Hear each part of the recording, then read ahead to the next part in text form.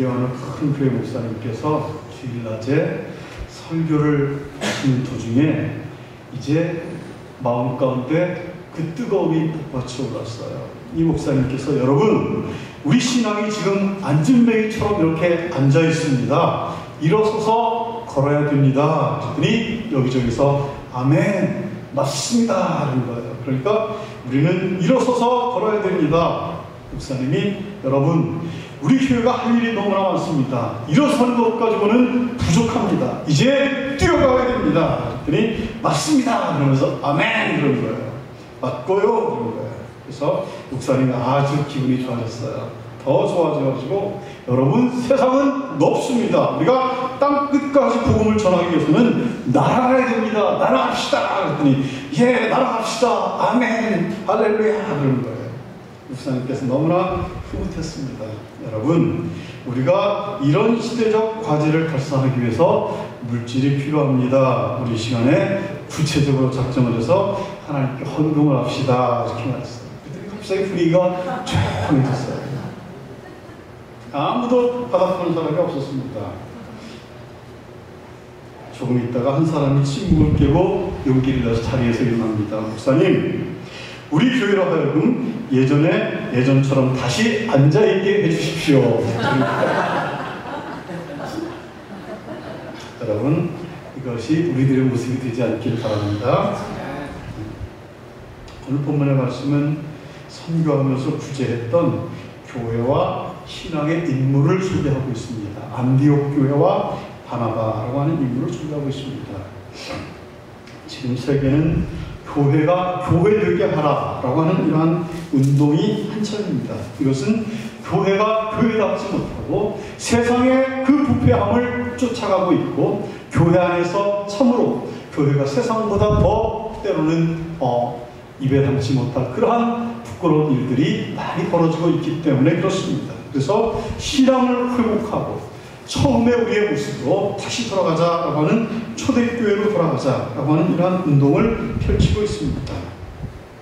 그리고 초대교회 그러면은 예루살렘 교회를 초대교회라고 보통 생각을 합니다. 예루살렘 교회는 훌륭한 교회임이 틀림이 없었습니다. 그들은 사도들의 능력을 경험했습니다. 예수 그리스도의 십자가의 사건을 직접 목격을 했습니다. 예수 그리스도의 부활을 눈으로 체험을 했습니다. 그러다 보니까 누구보다 생명을 바쳐서 주를 위해서 열심히 일을 하고자 다짐한 사람들로 똘똘 뭉쳐진 교회였습니다. 그런데 이 예루살렘 교회가 망하고 말았습니다. 흩어지고 말았습니다. 그 이유는 땅끝까지 이르러서 복음을 증거하라고 하는 주님의 마지막 명령을 지키지 못했기 때문에 그들이 교회 안에서 우리들끼리만 떡을 떼고 우리끼리만 은혜가 충만하고 우리끼리만 기도하고 그들은 자리에 앉아 있었습니다. 나가서 복음을 증거하지 않았습니다. 주님께서 예루살렘 교회에 혼란과 핍박을 주면서 그들을 흩어버렸습니다. 종교 박해가 일어나면서 흩어졌습니다. 흩어진 유대인들이 복음을 전해서 세워진 교회들이 많이 있었는데, 그 중에서 오늘 본문에 등장하는 안디옥 교회가 그러한 가운데 탄생을 했습니다. 안디옥 교회는 19절의 말씀 가운데 보니까 환란 중에 세워진 교회다라고 말하고 있습니다. 예루살렘 교회에 박해가 일어나서 스데반이라고 하는 집사님이 돌에 맞아 죽는 사건이 일어났습니다.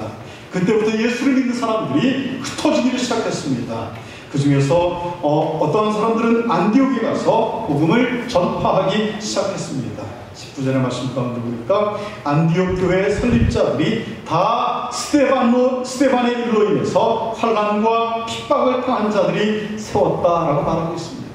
여러분, 환난과 핍박을 당하는 그들이 신앙을 변치 아니하고 그 신앙을 지키기 위해서 안디옥으로 도망을 갔습니다. 거기에서 교회를 세웠습니다.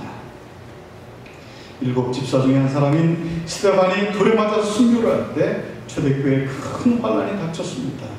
그때 많은 예수 믿는 사람들이 고향을 버리고 재산을 버리고 멀리 안디옥까지 온 것입니다. 안디옥으로만 온 것이 아니라 여러 나라로 흩어졌습니다. 아시아로, 유럽으로, 베니게로, 구브로로, 로마까지 건너갔습니다. 안디옥에 온 성도들은 그곳에서 계속해서 복음을 전했습니다. 그들은 예수 그리스도 때문에 잃어버린 것으로 인해서 시험에 들지 않았습니다. 내가 예수 때문에 많은 걸 빼앗겼지만, 내가 예수 때문에 많은 걸 잃어버렸지만 그들은 시험에 빠지지를 않았습니다. 오히려 새 생명을 구원해 주신 그 하나님께 은혜에 감사하고 교회를 세웠습니다. 안디옥 교회 안에는 두 가지의 특징이 있었습니다. 첫 번째는 오직 주님만 전하는 그러한 교회가 되었습니다. 교회는 오직 주님과 주가 그리스도인 것을 전하는 곳이 교회입니다. 참 복음은 예수 그리스도이십니다. 예수 그리스도만 자랑해야 되고, 예수 그리스도 한 분만 영광을 받아야 되고, 예수 그리스도가 교회를 움직여가야 되는 것입니다. 사람이 움직여서는 안 되는 것입니다. 교회가 좋은 위치인가, 좋은 시설을 가지고 있는가, 좋은 규모를 가지고 있는가, 이러한 것들은 우리가 교회의 질을 평가하는 데는 아무 상관이 없습니다. 사람들의 눈으로 봤을 때는 화려하고 웅장하고 거대한 것이 좋은 것 같지만, 그러나 주님께서 보시는 것은 그러한 것이 아니라는 것입니다. 교회를 구성하고 있는 성도들의 진실한 신앙의 모습을, 하나님을 감동시킬 만한 그러한 신앙의 모습을 하나님께서 보신다는 것입니다.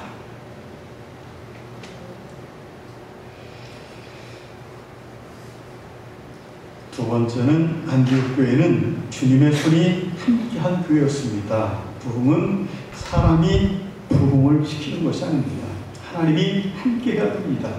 우리가 행정을 잘한다 그래서, 조직을 잘 짠다 그래서 교회가 부흥되는 것이 아닙니다. 목사가 설교를 잘한다고 교회가 부흥되는 것도 아닙니다. 물론 어느 정도는 필요하겠지만, 그러나 마지막 최종 결제를 해주시는 분은 하나님께서, 그래 너희 교회가 참으로 내가 보기에 착하고 아름다운 행실을 많이 하는구나, 참으로 순전한 믿음을 가진 그러한 사람들이 많이 모여있구나, 교회를 부흥시켜 주셔야만이 교회가 부흥할 수가 있습니다. 신명기서 6장 21절의 말씀 가운데 보니까 주님의 손에 권능이 있습니다. 긍휼과 치료의 능력이 있습니다. 진정한 축복은 하나님의 손으로부터 임한다라고 말씀하셨습니다.